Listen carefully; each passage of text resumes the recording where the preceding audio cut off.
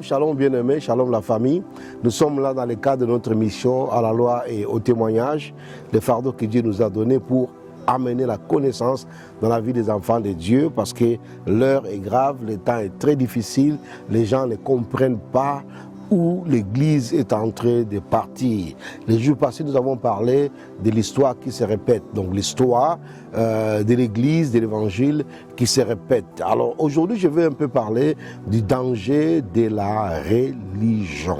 Du danger de la religion, parce que, je disais tantôt, nous appelons d'autres églises des églises mortes, mais nous oublions quelque part que nous-mêmes aujourd'hui nous sommes aussi devenus des églises mortes, parce que la question qui a été posée, pourquoi nous les appelons églises mortes?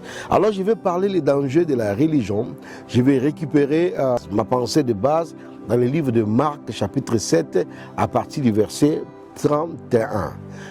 Dans ce passage de la Bible, nous allons voir Jésus arriver à un endroit, on lui amena un sourd qui avait de la difficulté à parler.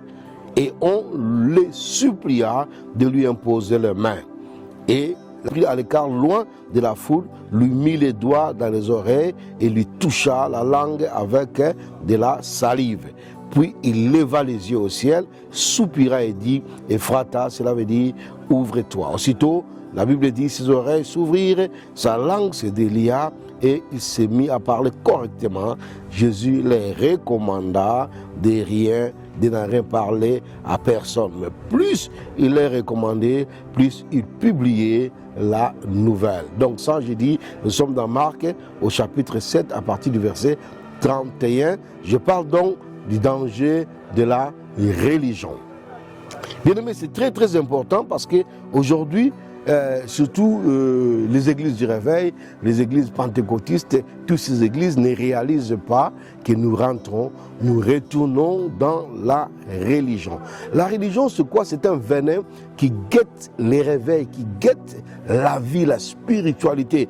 La religion est dans toutes les générations un danger pour l'église, surtout l'église qui est en conformité avec la pensée de Dieu. Nous retournons à ce que Dieu a dit dans sa parole. C'est très très important. Donc je disais que la religion, c'est ce venin-là qui nous guette. La religion, en principe, c'est quoi? En principe, la religion, ce n'est que l'attachement à quelque chose. À quelque chose, ici nous disons à quelque chose autre que Dieu.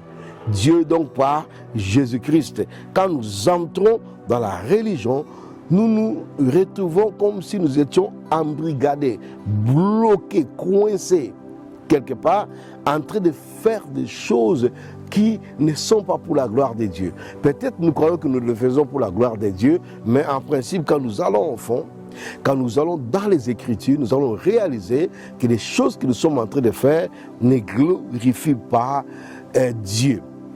Alors ici, dans cette histoire, où je disais, c'est le fondement de mon enseignement, de mon message en ce jour, c'est que Jésus est arrivé et la Bible dit, on lui amena un sourd qui avait de la peine à parler. Avait de la peine à parler et les gens ont dit à Jésus, impose-lui les mains. Ça, c'est la religion. Pour la religion croit qu'il y a des formules pour arriver à quelque chose. Donc ils sont venus dire à Jésus, le Dieu de gloire, celui qui a créé l'homme, celui qui est l'auteur de la vie, l'auteur de la guérison. Ils sont venus dire à Jésus, impose-lui les mains. Donc ça, c'est leur formule. Pour que quelqu'un soit guéri, la Bible dit, vous imposerez le main aux malades, les malades seront guéris. Les religieux vont rester dans ce cadre-là, que c'est rien qui par l'imposition de main que les malades seront guéris. Voilà pourquoi les religieux vont venir avec des formules. Quand ils nous prêchent l'évangile, et je dis bien c'est rentré dans nos églises du réveil, quand ils nous prêchent l'évangile, ils sont limités avec des formules. Si vous faites ça, vous aurez cette solution. Si vous faites comme ça, vous aurez ceci. Et ça, c'est la religion. La religion, c'est champion de formules. Mais quand vous êtes dans une église, quand vous êtes dans une communauté, ou quand le pasteur fait des choses, ou quand les responsables font des choses, ils restent dans des formules, vous devez savoir que vous êtes déjà dans la religion. Quel qu'en soit ce qui se passe, quelles qu'en soient les choses, vous devez savoir que vous êtes déjà dans la religion. Parce que la religion, c'est la spécialité des formules. Aujourd'hui, qu'est-ce qu'on ne voit pas? Comment les pasteurs, comment les prophètes, nous prêchons l'évangile, nous parlons de Dieu et nous disons aux gens, venez, achetez. Venez, faites ceci et vous aurez ceci. Voici l'huile, voici les mouchoirs, voici les chapelets, voici autre chose. Donc il faut faire trop attention parce que là, on se retrouve dans la religion.